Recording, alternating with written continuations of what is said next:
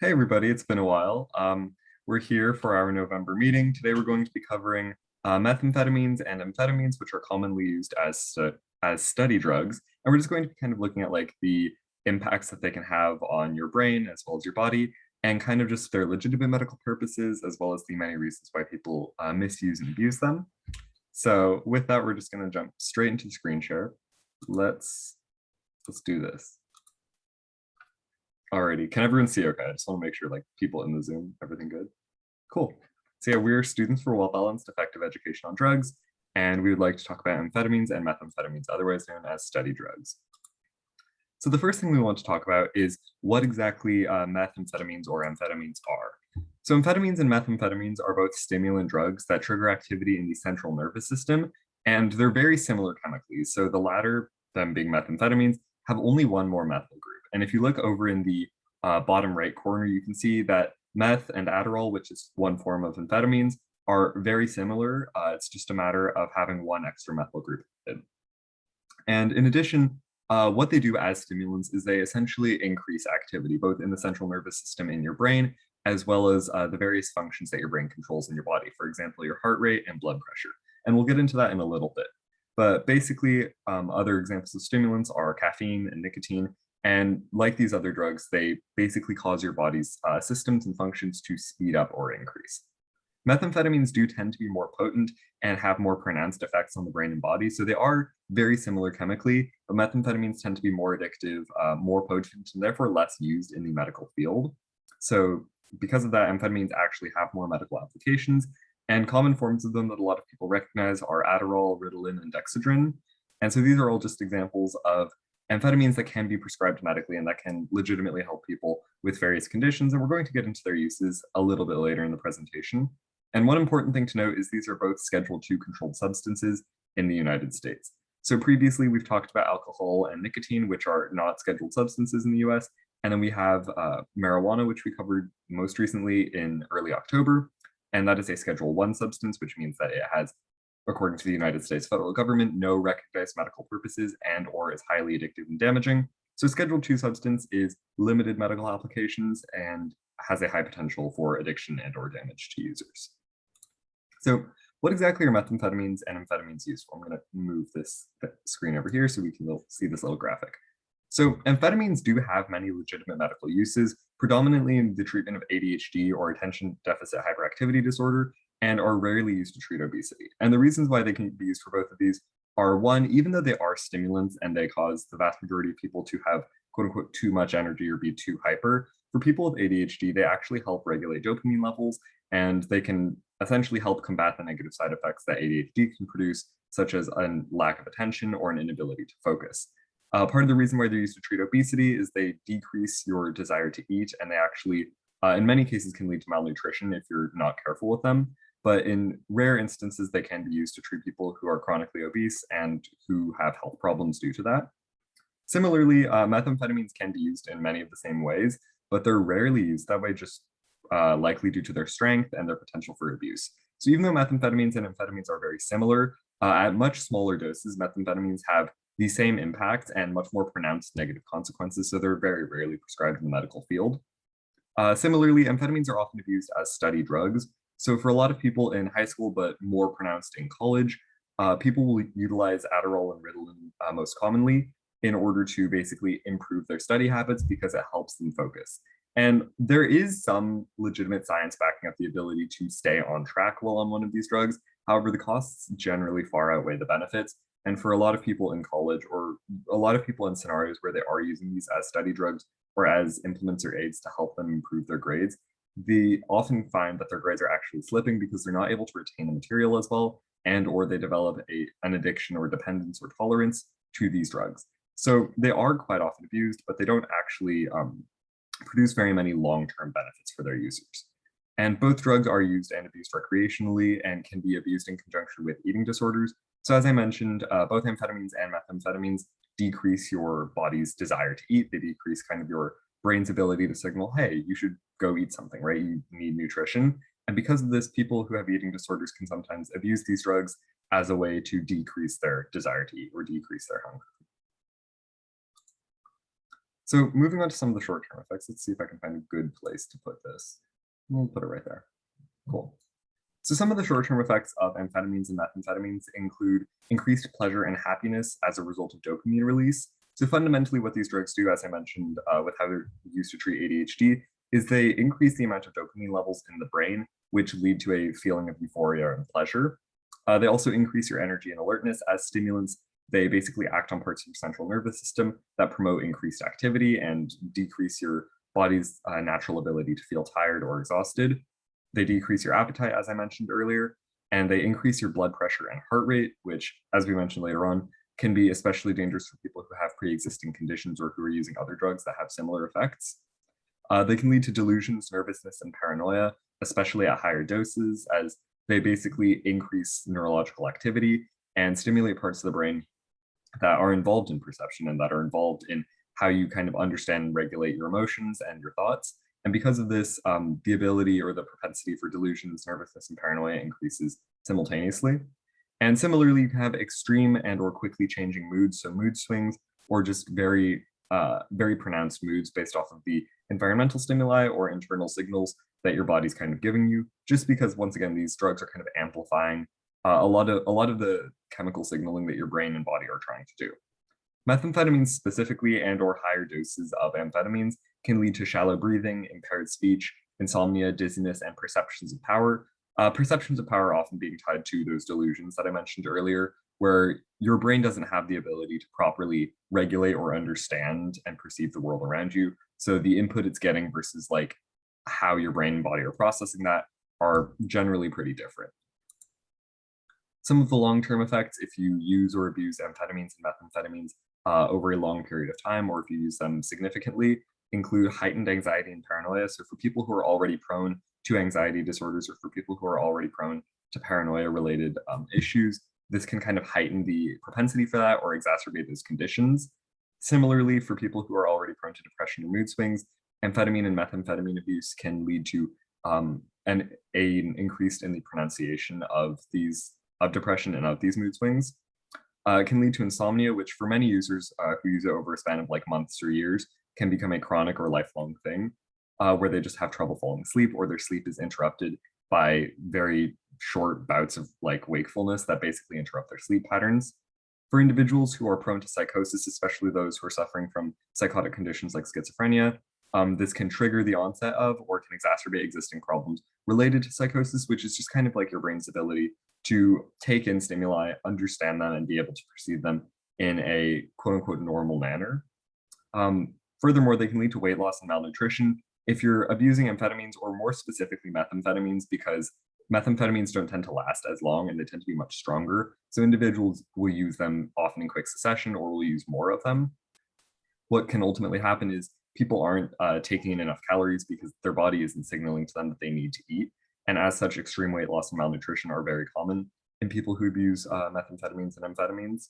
Similarly, there's a heightened risk of aggression. So for people who are already prone to aggressive behavior, this can become even worse. But even for people who aren't naturally aggressive people, the risk of aggression is really high, predominantly due to these drugs, again, abilities to change the psychological and chemical signaling and your body's and brain's ability to understand the different stimuli around you, just kind of misperceiving the people and things in your environment.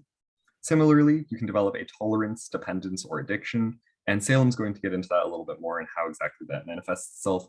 But ultimately, this obviously isn't good because these drugs can be very damaging to your body. And basically, our goal in providing this information is just to increase education about this. And rather than like fear mongering, just being like, just say no or whatever, we want to provide kind of a more adequate response to what exactly are these drugs doing.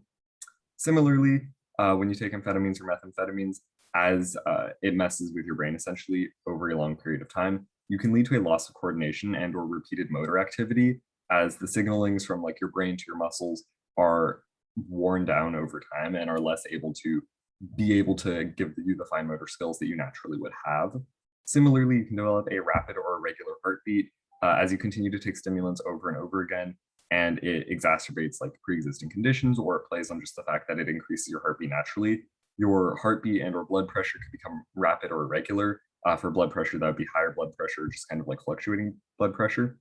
And finally, this is more common in people who abuse methamphetamines, but trouble breathing or like difficulty getting enough oxygen is another issue that a lot of users and people who have previously been or who are addicted to these substances have mentioned. Similarly, we wanted to talk about the interactions with other substances and conditions, essentially, what you should consider if you are going to take these drugs, how can you be the most safe? And like with any other substance, it's always a good rule of thumb not to mix it with other substances and to be aware of the other conditions that you have in your life, just so that you can be as safe as possible. So methamphetamines and amphetamines amplify other stimulants such as caffeine or nicotine, and even marijuana when marijuana can act as a stimulant on your brain and body, which increases the risk of heart attack and stroke.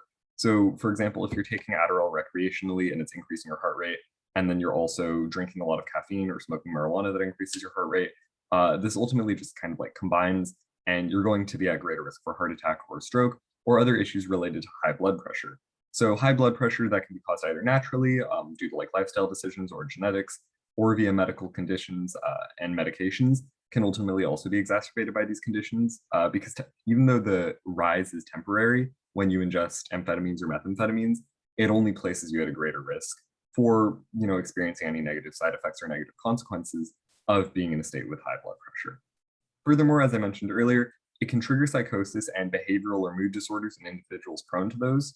So for example, if you have a family history of schizophrenia or paranoid bipolar disorder, or really any other behavioral or mood disorder, taking Adderall or taking any other amphetamine or methamphetamine recreationally, even if it's, quote unquote, just a one-off thing for studying, can ultimately lead to a greater risk for developing psychosis and exacerbating existing or underlying behavioral and mood disorders. And finally, it can cause a coma or death when mixed with depressants that suppress breathing, such as alcohol. So for a lot of people, alcohol is a very social drug and people mix it with a lot of other things. But when you drink, which is ultimately a depressant that suppresses your breathing and suppresses your heart rate, and then you take something like methamphetamines, which also leads to shallow breathing, you can create kind of a situation where those two substances can interact and combine and ultimately lead to a greater likelihood of you, developing alcohol poisoning, falling into a coma, or even dying due to an overdose, just because your liver and the rest of your body is having a much harder time breaking down both of these substances at once. And now moving on to the signs and symptoms of addiction, or if you are using these drugs, how you can know if you are addicted to them. Salem's going to be covering that. Yeah, so just some signs and symptoms of addiction, which are rather similar to the long-term effects, but there's increased heart rate and blood pressure, which Connor already basically touched upon. But as a stimulant and as it continues to work up in your body and continues to stay in your body, even the smallest trace, even if you may have been sober for a while, if you've been repeatedly using it for a long period of time, and you could still be sober and be experiencing these symptoms, not just increased heart rate and blood pressure, but also symptoms such as decreased appetite and weight loss, which is again just a long-term effect that is often based on repeated usage and long, strung out usage. Similarly, insomnia, this could be something that your body may be struggling with as you continue to repeat usage, and the more and more you use it, your body may just stop producing melatonin because of the stimulants still active in your body, even if it may have been a couple days since you have taken any type of amphetamine or methamphetamine.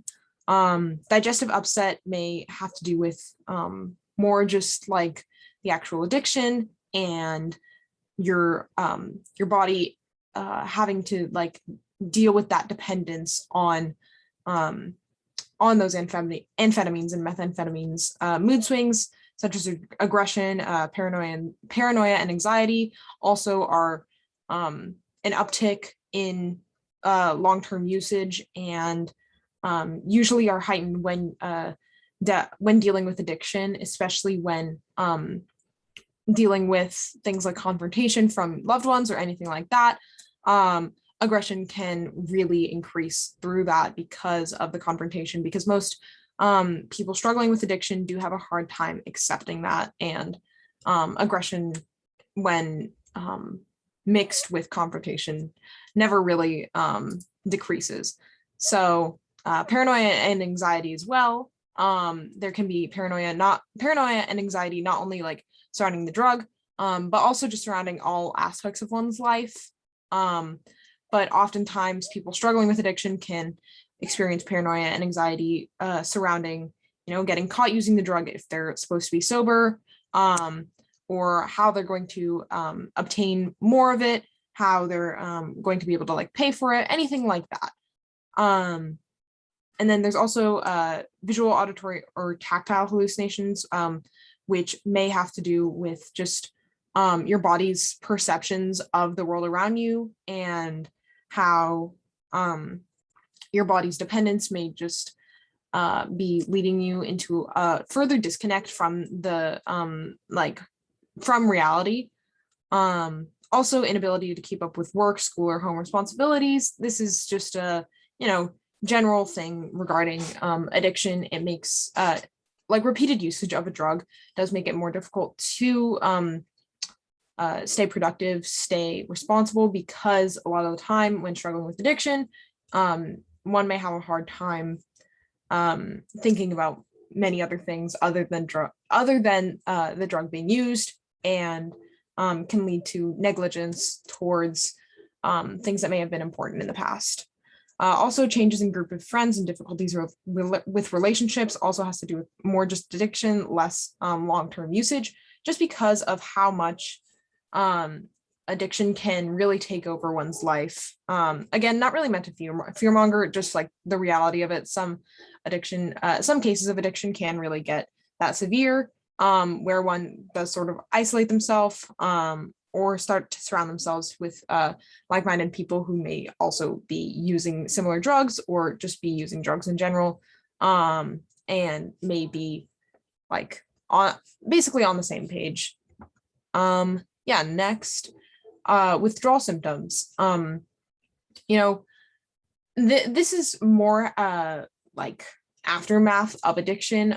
Usually people experience withdrawals more often when they are addicted, but they can, even if they aren't like fully struggling with addiction. It can even have to do with like the come down. So for example, like fatigue and intense sleepiness. Oftentimes, when during the come down of using an amphetamine or a methamphetamine, one experiences insomnia, but once it's completely out of their system, and one starts to experience withdrawals, they can experience fatigue and intense sleepiness as their body sort of starts to like return to its regular state, and those like cues of tiredness start to kick in. It can be really overwhelming, and some may just sleep for like multiple days at a time. Increased appetite as well. A lot of people's hunger cues come back after stopping usage of a drug, such as amphetamines and methamphetamines, and their hunger cues come back. A lot of the time, those who struggle with eating disorders based on overusage of methamphetamines and amphetamines can start to develop like a binging and purging type of relationship with food, if their usage is sort of like back and forth, which will have to do with binging and purging, and will sort of correlate directly. Twitches and other body movements, as one's body sort of comes off of a stimulant and returns back to its normal state.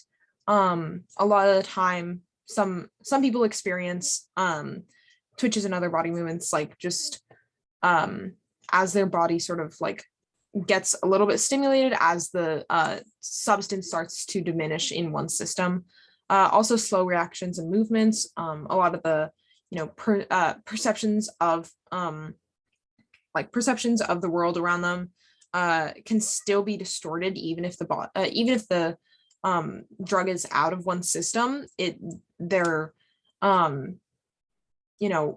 old reaction time may not be the same because of this stimulant like leaving their system. They're not feeling as stimulated. They may feel like really drab, just like looking at the world and feeling like everything's gray, so to speak.